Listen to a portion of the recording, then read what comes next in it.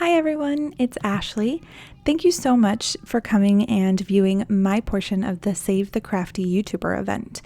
This was put together in order to help out many of the crafters that are affected by the new YouTube rules that require a number of views and subscribers in order to earn money.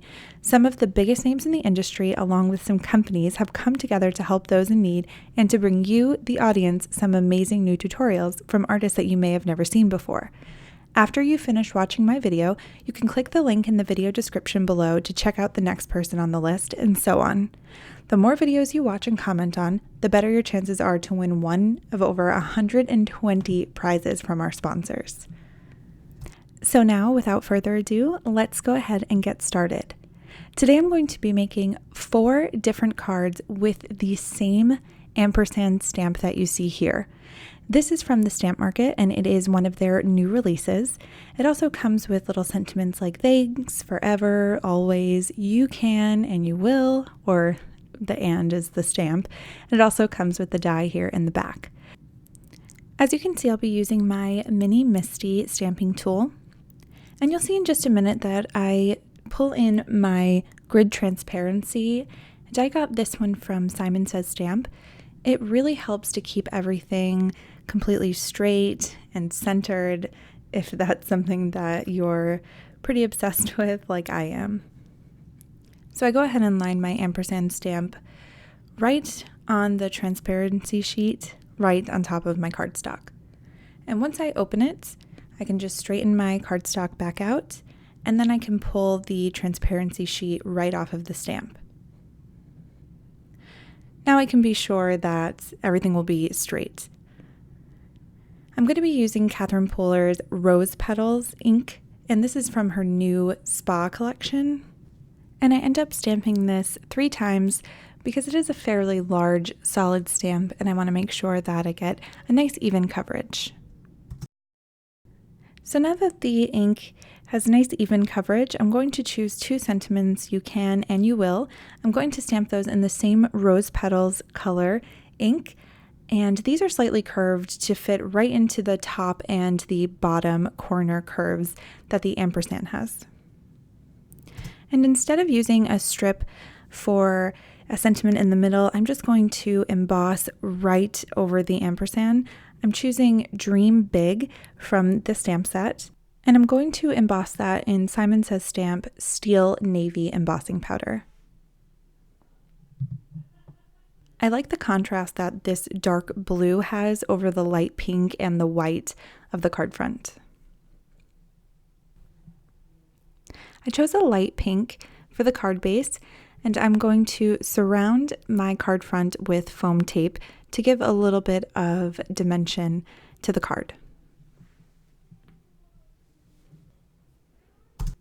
I'm adhering all of these with Multimedia Matte, and it's because it dries matte so that you won't see any of the glue that dries behind the sequins.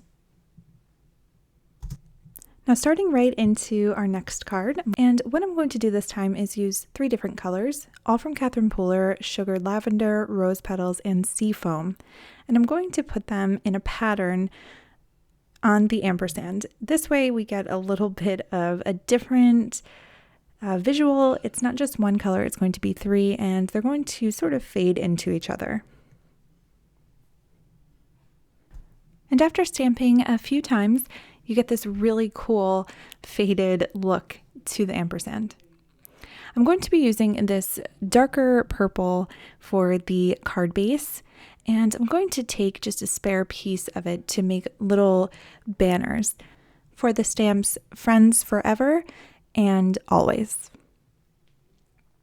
I'm going to emboss these in white, so I stamp them with VersaMark ink, and I use a white embossing powder.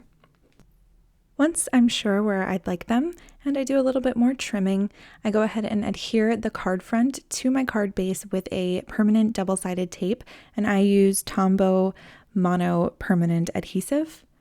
And then I adhere the banners on with some foam tape, and since my foam tape is slightly thicker than the banner themselves, I just cut a small piece and then cut it down the center to make 2 thinner pieces that I can put right next to each other. To finish off the card, I use Nuvo Crystal Drops in Bottle Green. I'm going to be using a toned tan cardstock for my next card, and I'm going to be embossing the ampersand. So I'm using a VersaMark ink, and first I am prepping my cardstock with the EK Tools Embossing Buddy. I use a Ranger gold embossing powder, and I really love the way that the gold looks on this toned tan cardstock. I'm going to be embossing this twice, or double embossing, so I'm going to use the ampersand again, and it's just going to get stamped with VersaMark right over the existing ampersand. I'm going to do the whole process over again, pour the gold embossing powder on, and heat set it. And you could see that I got a little bit of extra embossing powder at the bottom of the ampersand, but no worries, I can just wipe that away with a paintbrush. For this card, I'm going for a bit more of a classic look, so I take my VersaFine ink in Onyx Black, and I take the same curved shape stamps, but this time in Smile and Be Happy, and I stamp those in the same place that I did with the first card. And this is where it gets really cool. For the card base, I'm going to be embossing gold all around the edge so that when it shows through, it looks like it's on a golden card base. I do this by taking a 4 1/4 by 5 1/2 piece of toned tan cardstock. I'm now going to just rub my VersaMark ink all along the edge and pour the gold embossing powder around it, and then I'll heat set it.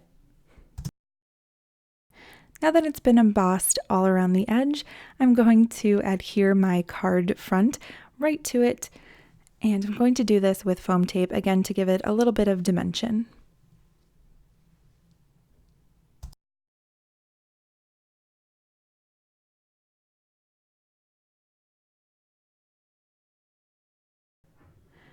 And the card is almost finished. For the embellishments on this card, I'm just going to be using some simple Nuvo crystal drops in black. For the final card, I'm going to be doing something a little different and using the ampersand die on this patterned vellum. And I'm just going to line it up where I think I'd like it, send it through my Cuttlebug, and pull out some different cardstock to see which colors I like with it best, and I chose this light purple. I wanted to keep this one super simple, so I'm going to just do a very, very thin strip across the middle that goes right through the ampersand. I had a vision that the sentiment would be embossed in white and that I would add some Nuvo crystal drops in white as well to sort of make the white come through, so that is exactly what I decided to do. Finally, I adhered the strip with some multimedia matte and added the Nuvo crystal drops in Simply White. And that's it, 4 completely unique cards using the same exact stamp. I hope that you've enjoyed watching this. Please remember to go to the description and continue along with the hop. Thanks again. See you soon.